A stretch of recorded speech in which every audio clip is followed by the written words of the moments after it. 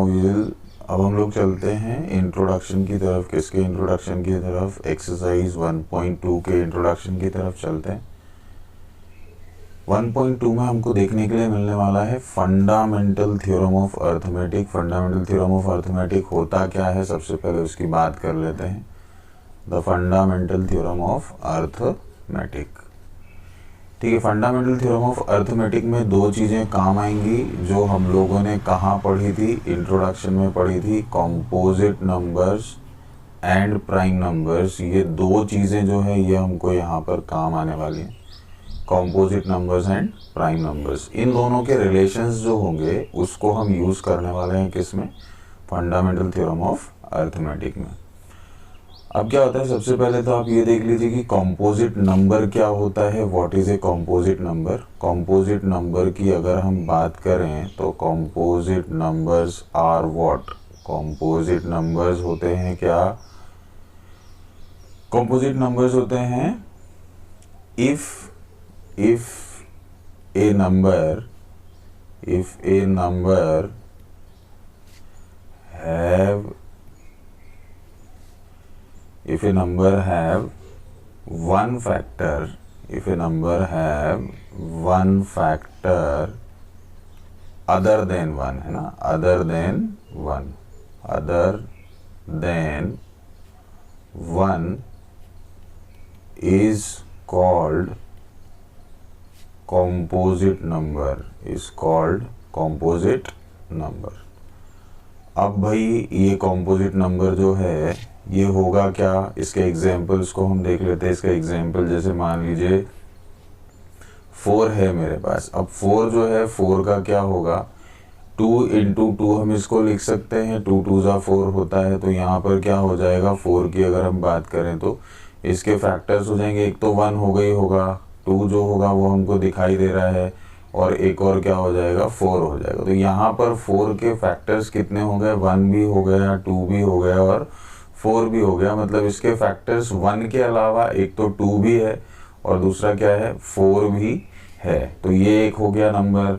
फिर उसके बाद आप 6 की बात कर लो, 6 भी 2 के टेबल में आता है। तो यहाँ पर हो गया 2 × 3।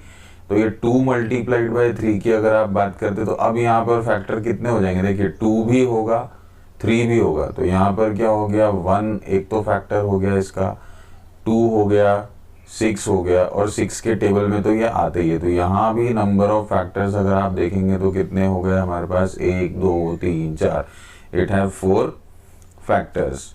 अब क्या हो गया यहाँ पर एक और नंबर हम ले लेते हैं। 24 की अगर मैं बात कर लूँ तो 24 को अगर हम देखते हैं तो 2 12 होता है। फिर इस 12 को मैं देख लूँ तो 12 जो होता है वो किसके किसके टेबल में आएगा साहब? 12 जो होगा वो 3 के टेबल में आएगा, और किसके टेबल में आएगा? 4 के टेबल में आएगा। फिर 4 जो होगा वो किसके किसके टेबल में आएगा? वो 2 के टेबल में आएगा। तो अब यहाँ पर अगर मैं 24 के फैक्टर्स लिखूँ तो ये क्या बन जाएगा? ये बन जाएगा 2 × 3 × 2 अब इस तरीके का नंबर अगर दिया हुआ तो इसमें फैक्टर्स का आप पता कैसे करेंगे वो देख लीजिए। सबसे पहले तो आप ये देख लो, 2 तो है ही, ये दिख रहा है हमको। 3 जो है वो भी है ही, वो दिख रहा है हमको। अब ये इन दोनों को मल्टीप्लाई करके देखें, अगर हम 2 और 3 को मल्टीप्लाई करके देखें तो अगला फैक्टर क्या बन गया हमारा? 6 बन गया। फिर 2 3 ज़ा 6 और 6 2 ज़ा 12। तो एक और फैक्टर क्या बन गया हमारे पास? एक और फैक्टर हमारे पास बन गया है 12। Next factor is 12। क्या बन गया बच्चों? 12। ये एक और फैक्टर हो गया हमारे पास। अब और क्या ले सकते हैं हम? देखिए यहाँ पर 2 2 ज़ा 4 भी है जो छूट गया, तो यहाँ पर ये 4 जो होगा ये भी हो जाएगा। फिर यहाँ पर 1 जो है वो भी हो जाएगा। फिर ये 24 के टेबल में तो 24 आना ही है, तो ये 24 भी हो जाएगा। अब देखिए यहाँ पर कितने हुए? 1 2 3 4 5 6 7। तो यहाँ पर नंबर ऑफ फैक्टर्स कितने हो गए? 7 फैक्टर्स हो गए। किसके? 24 के। अब आप यहाँ पर समझें कि फैक्टर जो होगा, ठीक है, फैक्टर जो होगा वो क्या होता है? What is a factor? अगर हम फैक्टर की बात करें व्हाट इज ए फैक्टर, ये हमारा नेक्स्ट क्वेश्चन आता है।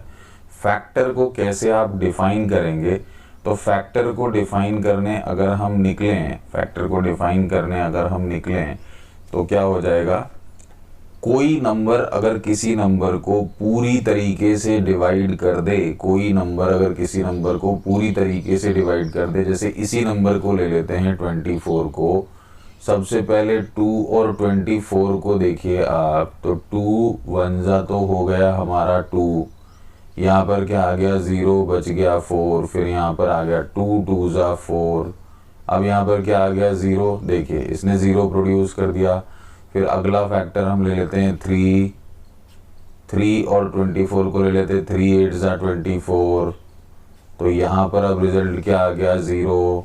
फिर हम चलते हैं 6 की तरफ, देखिए 6 और 24 को ले लेते हैं, तो अब क्या आ जाएगा बच्चों, 6 4 जा तो आ गया 24, तो यहाँ पर क्या आ गया हमारा 0।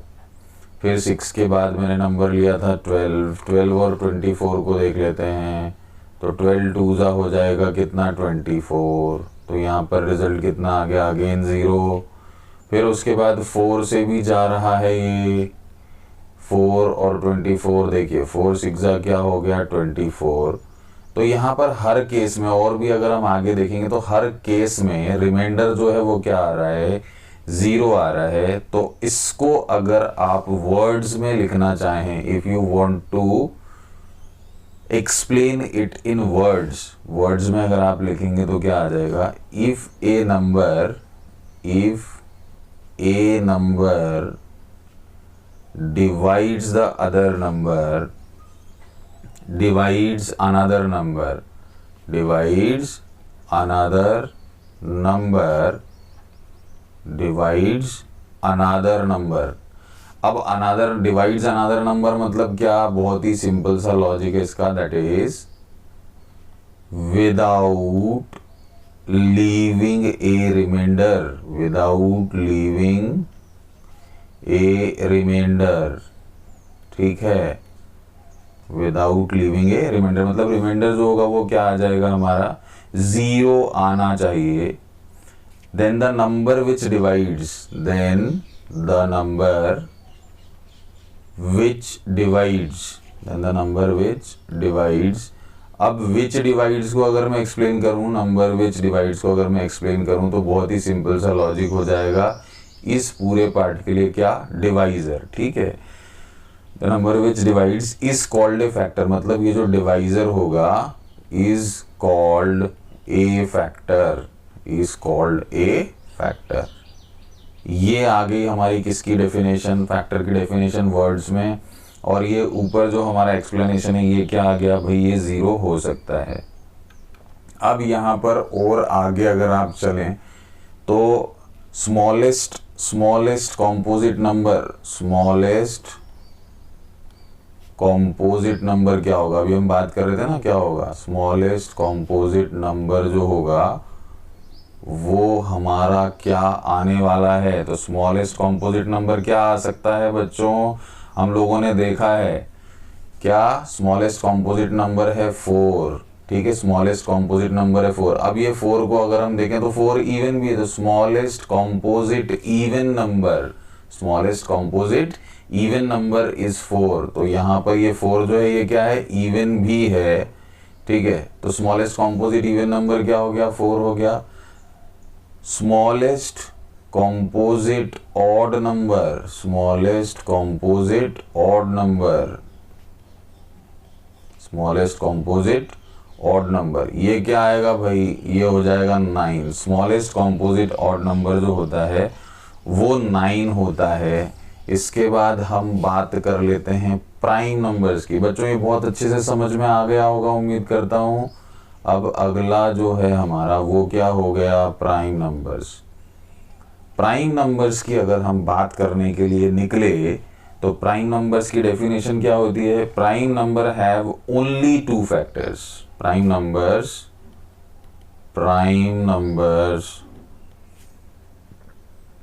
have only 2 factors। क्या होंगे वो 2 फैक्टर्स, 1 एक तो होगा 1 एंड नंबर इटसेल्फ, मतलब ये किसी से भी डिवाइड नहीं होने वाला 1 के अलावा और खुद के अलावा, 1 and number itself. For example यहाँ पर क्या आ गया, 2 आ जाएगा, 3 आ जाएगा, 5 आ जाएगा, 7 एक्सेट्रा। बहुत सारे प्राइम नंबर्स होते हैं, लेकिन अब हम 2 को देख लेते हैं। 2 किस में आएगा, एक तो 1 के टेबल में आएगा और एक खुद 2 के टेबल में आएगा। 3 की बात कर लें तो 1 के टेबल में आएगा, 3 के टेबल में आएगा। 5 की बात कर लें तो 1 के टेबल में आएगा, 5 के टेबल में आएगा। 7 की अगर हम बात कर लें तो 1 के टेबल में आएगा, 7 के टेबल में आएगा। ठीक है, इस तरीके से आप प्राइम नंबर्स को समझ सकते हैं। अब हम अगर बात करें किस चीज की, इवन और ऑड की, तो the only even prime number is 2। The only even prime number is 2। ठीक है, सबसे छोटा और या ये कहें एकमात्र नंबर, अकेला नंबर जो कि इवन भी है और प्राइम भी है, वो क्या है, 2 है। बाकी जितने भी प्राइम नंबर्स होंगे वो सारे के सारे क्या होंगे बच्चों, ऑड होंगे। बस यहाँ पर आप एक चीज ध्यान रखिएगा, the thing to be noted is 1 is not a prime number। 1 जो है वो प्राइम नंबर नहीं होता है, 1 प्राइम नंबर भी नहीं होता है, और 1 जो होता है 1 is not a composite number। तो ये जो 1 है ये दोनों की कैटेगरी में नहीं आता है। 1 जो होगा वो नीदर प्राइम नॉर कॉम्पोजिट की कैटेगरी में आता है। ना ही ये प्राइम होगा और ना ही ये कॉम्पोजिट होगा। कहीं कहीं फैक्टर्स हमको बताने होते कि प्राइम फैक्टर्स बताइए या कॉम्पोजिट नंबर्स बताइए, तो हम वहां पर 1 भी ले लेते हैं। 1 नहीं होगा बच्चों, और ये जो 1 है ये प्रोबेबिलिटी में बड़ी दिक्कत देता है, इसलिए हमको याद रखना है कि 1 जो होता है वो प्राइम भी नहीं होता और कॉम्पोजिट भी नहीं होता। अब हम इसको लेकर के चलते हैं किसकी तरफ, इन्हीं चीजों को अगर हम देखिए हमने फैक्टर समझ लिया, हमने प्राइम नंबर समझ लिया, हमने कॉम्पोजिट नंबर समझ लिया।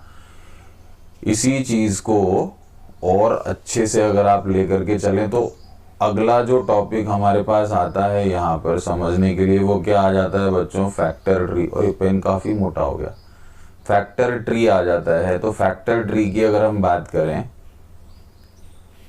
तो फैक्टर ट्री आ जाएगा हमारे पास। अब ये फैक्टर ट्री क्या होता है, what is this factor tree. तो यहाँ पर मैं एक नंबर ले लेता हूँ 4095। ये एक नंबर है हमारे पास, इसको हमको फैक्टर ट्री में डालना है। तो सबसे पहले तो आप क्या करें, यहाँ पर देखना बच्चों, डिविजिबिलिटी जो होती है ना वो भी काम आती है, जो आपने छोटी क्लास में पढ़ी थी। क्या, नंबर एंडिंग विथ 2 किससे डिविजिबल होगा, 2 से डिविजिबल होगा। ठीक है, तो यहाँ पर 2 तो है नहीं, एंडिंग में 5 है। अब 3 की डिविजिबिलिटी जो होती है, the sum of numbers is divisible by 3। The sum of digits बोल लेते हैं इसको, the sum of digits is divisible by 3, then number is also divisible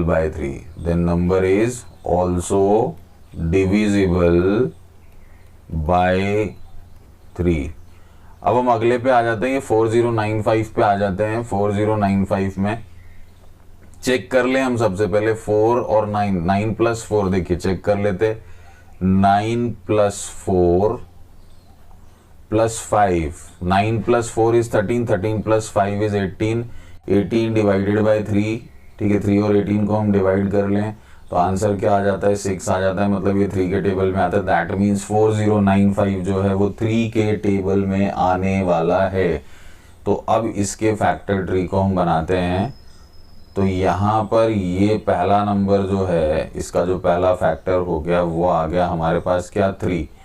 अब इसको हम सॉल्व करेंगे तो यहाँ पर क्या आ जाएगा, 3 1 जा तो आ गया हमारे पास 3, 3 3 जा आ गया 9, 3 6 जा 18, 3 5 जा 15। अब इसको वापस चेक कर लीजिए, 1 3 6 5 जो है वो आएगा क्या 3 के टेबल में, 3 + 1 4, 4 + 6 10, 10 + 5 15। जी हाँ बिल्कुल आ रहा है। तो यहाँ पर आ गया हमारे पास 3, यही सेम प्रोसेस लगाया बच्चों, है ना। 3 3 4 जा तो आ गया हमारे पास 12, 3 5 जा 15, 3 5 जा 15। अब ये आ गया हमारे पास 455। अगला देखिए, ये प्राइम नंबर्स जो है ना, इनको हम छोड़ते चले जाते हैं, इनका हम यूज नहीं करेंगे। अब 5 + 4 9, 9 + 5 कितना हो गया बच्चों 14। ये 3 के टेबल में नहीं आता है। तो अब the number ending with 5 is divisible by what 5। ठीक है, तो ये 5 से डिविजिबल हो गया, तो ये हो जाएगा 5। अब यहाँ पर क्या आ गया, यहाँ पर आ जाएगा हमारे पास 5 9 जा 45, 5 1 जा 5। अब यहाँ पर चले 91 किसके टेबल में आएगा साहब, 91 आएगा 7 के टेबल में, 7 13 जा 91, 19 तक टेबल याद कर लेना बच्चों, नहीं तो ये बड़ी तकलीफ देगा। तो ये हो गया 7 × 13। अब इसके ना हम फैक्टर्स ढूंढते हैं, देखिए क्या क्या फैक्टर्स इसके हो सकते हैं। तो सबसे पहले तो हम ये सारे प्राइम नंबर्स को एक जगह पे अरेंज कर लें। तो 3 × 3 × 5 × 7 × 13। इसको अगर हमने लिया तो इसका जो रिजल्ट होगा वो होगा 4095। ये तो हमने फैक्टर्स के फॉर्म में लिख दिया, इसको ऐसे भी लिख सकते हैं हम 3² × 5 × 7 × 13 इज इक्वल टू 4095। अब यहाँ पर और भी तो फैक्टर्स हमको देखने पड़ेंगे ना कि इसके टोटल फैक्टर्स कितने होने वाले हैं। यहाँ तो आपने क्या किया, ये जो नंबर्स हैं ये सारे के सारे क्या हैं, ये सारे के सारे हो गए प्राइम फैक्टर्स। लेकिन ये कॉम्पोजिट नंबर में भी तो आने वाला है। ये किस में आने वाला है, कॉम्पोजिट नंबर में भी आने वाला है। तो कॉम्पोजिट नंबर्स इसमें क्या क्या बनेंगे, देखिए 3 3 जा, एक तो 9 हो गया हमारे पास। ये मैं किसकी बात कर रहा हूँ, कॉम्पोजिट नंबर्स की बात कर रहा हूँ ना। इसके कौन कौन से कॉम्पोजिट फैक्टर्स होंगे, ठीक है, कॉम्पोजिट नंबर्स या फिर कॉम्पोजिट फैक्टर्स ऑफ 4095। 3 3 जा 9 आ गया यहाँ पर। अब मेरे बच्चों प्राइम नंबर वापिस नहीं लिखूंगा यहाँ पर, है ना। 3 5 जा क्या आ गया, एक आ गया 15। फिर 3 3 जा 9, 9 5 जा 45, ये देखिए एक 45 भी बनता है। 5 7 जा 35, एक 35 भी बनता है। 3 3 जा 9, 9 5 जा 45 और 45 7 जा आप करके देख लेना, ये भी बनेगा। 7 5 जा 35, 7 4 जा 28, 28 29 30 31, 315 भी यहाँ पर बन जाएगा। उसके बाद और क्या ले सकते हो आप, 13 5 जा 65 भी यहाँ पर बन जाएगा। 13 7 जा 91 भी यहाँ पर बन जाएगा। ऐसे अगर आप मल्टीप्लाई करते चले जाएंगे तो बहुत सारे कॉम्पोजिट फैक्टर्स भी इसके आ जाएंगे। फैक्टर ट्री में इसको नहीं लिखते हैं, लेकिन नंबर ऑफ फैक्टर्स को बताने के लिए मैंने यहाँ पर इसका यूज किया है कि कॉम्पोजिट फैक्टर्स भी हो सकते हैं। ठीक है, ये हमारा फैक्टर ट्री का लॉजिक होता है और फैक्टर ट्री को इस तरीके से बनाया जाता है। अब हम चलें अगला, जिसको मैंने शुरू में ऊपर लिखा था उसी चीज को अब हम लेकर के चलते हैं। अब हम बात कर लेते हैं किसकी, फंडामेंटल थ्योरम ऑफ अरिथमेटिक की। क्या बोलता है ये फंडामेंटल थ्योरम ऑफ अरिथमेटिक, क्या बोलता है ये कहता है कि कोई से भी नंबर्स हों दुनिया के, कॉम्पोजिट नंबर्स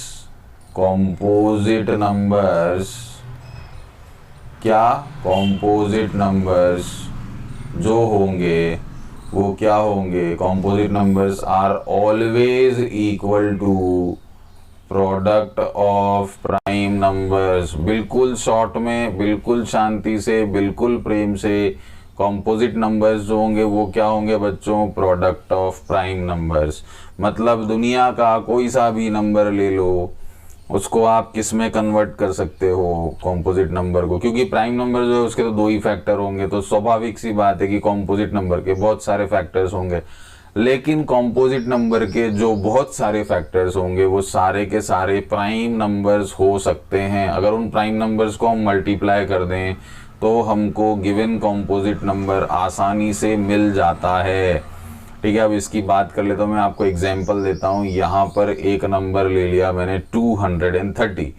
अब 230 को अगर मैं सॉल्व कर लो, मैं फैक्टर ट्री से नहीं बच्चों, नॉर्मल फैक्टर से निकालते हैं हम इसको, है ना। तो ये 2 के टेबल में आएगा, ये हो गया 2 1 जा 2, ये हो गया 2 1 जा 2, ये आ गया 2 5 जा 10। अब 5 + 1 6 + 1 7, तो ये आया तो है ही नहीं 3 के टेबल में। तो अगला जो टेबल होगा वो क्या यूज करेंगे हम, 5। तो 5 2 जा 10, 5 3 जा क्या आ गया 15। अब यहाँ पर क्या आ गया 23 आ गया, तो 23 1 जा 23, क्योंकि 23 प्राइम होता है। तो 230 इज इक्वल टू क्या हो गया, देखिए कॉम्पोजिट नंबर ये आ गया, is equal to what, 2 multiplied by 5 multiplied by 23। अब इन तीनों का प्रोडक्ट जो है वो किसके इक्वल है, इस कॉम्पोजिट नंबर के इक्वल है। This is what we call fundamental theorem of arithmetic. ठीक है, अब इसके 2-3 जो पॉइंट होते हैं उसको हम समझ लेते कि इसमें क्या जो चीज है जो हमको बहुत ही इंपॉर्टेंट है और जो हमको ध्यान रखनी है। चलिए, यहां पर नोट करने जैसा क्या है, इसको आप अपने दिमाग में नोट कर लेना बच्चों, कि फंडामेंटल थ्योरम ऑफ अर्थमेटिक को यूनिकनेस जो होती है उसकी वो कैसे होती है, वो ऐसे होती है। The prime factorization of, prime factorization मतलब क्या, ये जो मैंने किया 2 मल्टीप्लाइड बाय 5 मल्टीप्लाइड बाय 23 जो मैंने कर रखा है, this is called prime factorization. Prime factorization ये मैंने कर रखा है बच्चों यहाँ पर, तो ये क्या है, this is what we call prime factorization. मतलब प्राइम फैक्टर्स आप किसी भी नंबर के निकालेंगे तो वो क्या हो जाएगा, प्राइम फैक्टराइजेशन हो जाता है। तो इसका the prime factorization of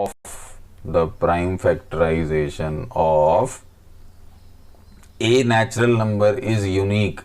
A natural number is unique. A natural number is unique. मतलब ये बदलेगा नहीं। ठीक है, बदलेगा नहीं तो हमारे दिमाग में आ जाता है अच्छा मतलब ऑर्डर भी नहीं चेंज होगा। ऑर्डर से कोई फर्क नहीं पड़ता बच्चों। Unique except for the order of its factors, except for the order of its factors, for the order of its factors.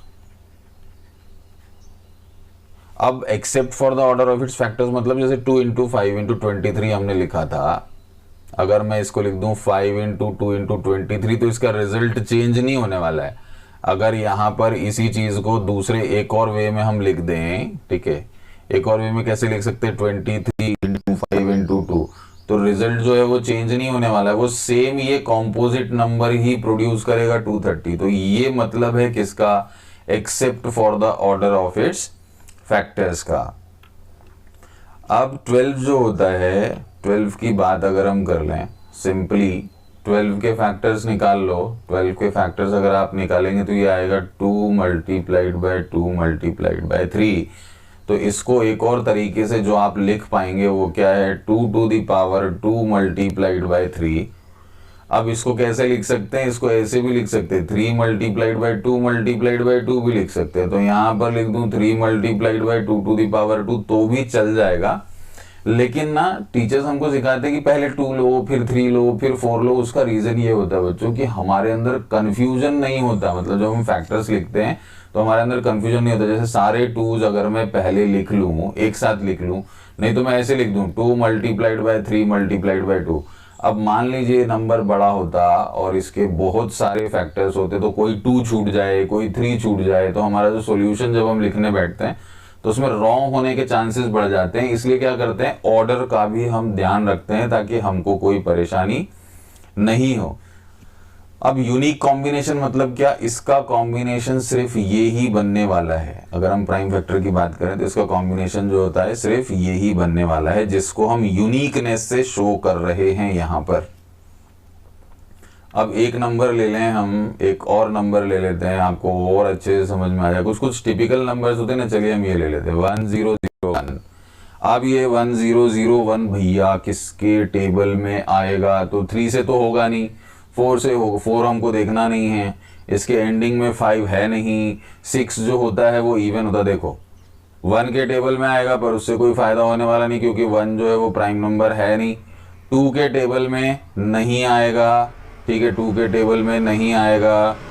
3 के टेबल में डिविजिबिलिटी टेस्ट लगा के देखा, नहीं आएगा, 3 के टेबल में नहीं आएगा, ठीक है, इसलिए मैं यहाँ पर क्रॉस लगा रहा हूँ। 2 के टेबल में नहीं आएगा, 3 के टेबल में नहीं आएगा, 4 से हमको कोई मतलब नहीं है, 5 के टेबल में नहीं आएगा, 6 से हमको कोई मतलब नहीं है, 7 के टेबल से हम इसको चेक कर सकते हैं। तो 7 के टेबल में हम इसको चेक कर लेते हैं।